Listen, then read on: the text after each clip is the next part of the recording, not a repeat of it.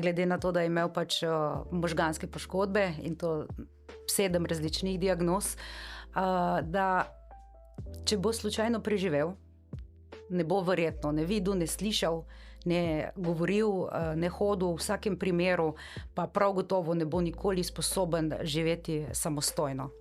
Ampak danes ta fant živi, dela zase, živi samostojno, celo v drugi državi. V bistvu zmore vse to, kar so rekli nekoč, da ne bo mogel. In v tistem trenutku,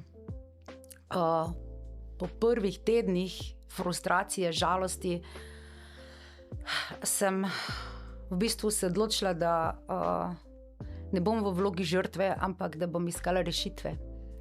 In v vlogi žrtve v smislu, da to ne bo konec nekega sveta, ampak pač začetek nekega novega, drugačnega načina življenja.